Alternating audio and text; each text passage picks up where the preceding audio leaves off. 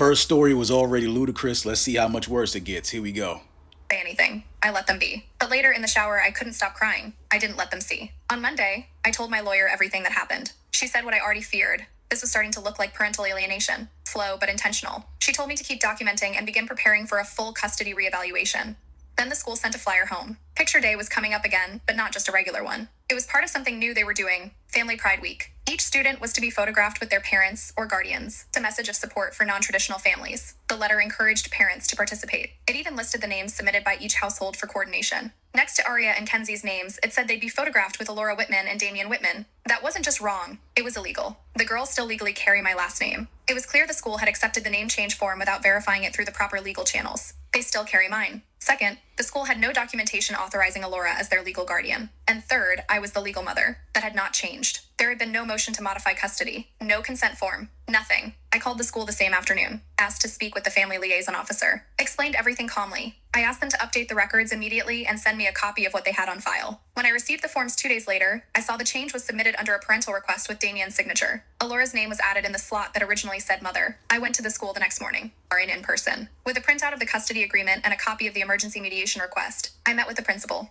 I showed them the court documents and asked them to immediately remove Alora's name from any official documents unless they received something signed by a judge. The principal was apologetic and said they would review everything with their legal team. I also requested that no pictures of the girls be published on the school site or bulletin without my permission moving forward. That same day, Damian emailed me. No apology, no explanation. Just a line saying, "Please stop causing issues with the school. You're making things harder for everyone." I didn't reply. Instead, I made a plan. Because the Family Pride Week photo campaign wasn't just happening at school. I found out from another parent that Alora had arranged for a second shoot, professional, just like the last one, happening on Saturday at the community garden downtown. She was apparently coordinating outfits again, matching pastels. She'd booked a photographer through her blog sponsor, another branding campaign. She didn't know I knew about it, but I had the receipts. I had the court order. I had the right to be there. And this time I was going to bring everything with me.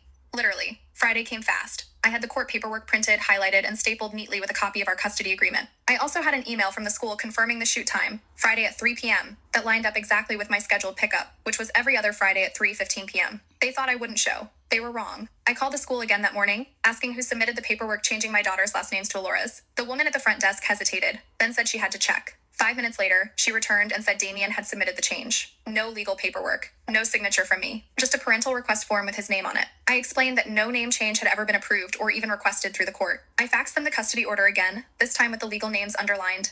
They agreed to flag the file and said they would pause anything involving public distribution of the photos until they got official clarification. I asked when the shoot would start. They said Alora had arranged it for 3 p.m. sharp in the school's garden area. There would be a photographer, props, and something about a family blog collaboration. I thanked them and didn't say another word. At 2:45, I was already at the school, sitting quietly outside the admin office with my folder in hand. No drama, no announcement, just waiting. At 3 p.m. exactly, I watched Damian's car pull into the lot.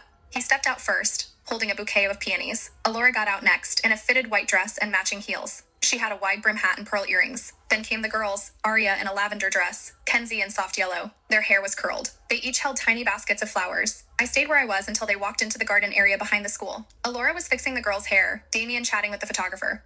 The backdrop was already set up, white lace, a little wooden bench, and a sign hanging in the middle that said, "Forever starts now." I stood up, walked calmly to the garden, and stopped a few feet away from them. The school coordinator spotted me first and came over. I handed her the custody agreement, which was still fully in effect, and the recent email exchange confirming that today was my pickup day. I showed her the highlighted portion that verified I had shared legal custody and was recognized as the girl's legal mother under current court orders. I also pointed out that today was my scheduled pickup. It wasn't even up for debate. Damian noticed me then. His smile faded. Alora turned around, and the color drained from her face. She froze like someone had hit pause.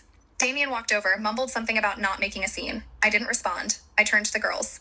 They had stopped moving. Kenzie had her hand halfway up to fix her hair. Aria was holding the basket in front of her, like a shield. I stepped forward and greeted the staff, handed one of them the second copy of my folder, and said I'd be leaving with the girls as it was my court-ordered time. The photographer, who clearly had no idea what was going on, lowered his camera. He looked toward Alora, then Damian, then back at the school staff. I knelt down in front of the girls, careful not to startle them. I pulled out the schedule from my folder and held it out. This paper shows when mommy gets to be with you, and today is one of those days. Kenzie looked at Alora, then back at me. Her eyes were wide and wet. Aria didn't say anything for a few seconds. Then she whispered, "But Dad said you left us." I didn't raise my voice. I didn't panic. I just said, "I never left. I've always been here, and I'll always be here." Kenzie started to cry. Aria stood frozen for another second, then dropped the basket. I held out my hands. They both took them. Alora stepped forward like she was going to stop us, but one of the school staff gently pulled her aside. Damian was still saying something under his breath, pacing in a small circle. I walked out with the girls holding my hands, past the bench, the lace backdrop, and the flower sign. The photographer stood silently with his camera lowered. Alora didn't move. Damien kept muttering, but didn't follow us. The girls and I got in my car, and I buckled them in like I always do. As I pulled out of the parking lot, I saw Damien standing there still holding the bouquet. Alora had picked up the sign and was trying to rehang it, alone. The next day, the photographer's website posted a reschedule announcement for the shoot, saying due to unexpected scheduling conflicts, the family photos would be delayed. I took a screenshot and added it to my folder, and that Monday, my lawyer filed for custody modification. The court date... I'm sensing a lot of spite with the father and a lot of opportunist, actions with the stepmom. That's again, like I said in the first video, I can't say too much because I'm not a parent. I'm not a step parent. I'm not married, never been. So I'm not really allowed to say too much, but I can just state the obvious. I'm gonna leave it to the mothers, the stepmothers, the parents that may see this post to have say in this one. Part 3 coming up.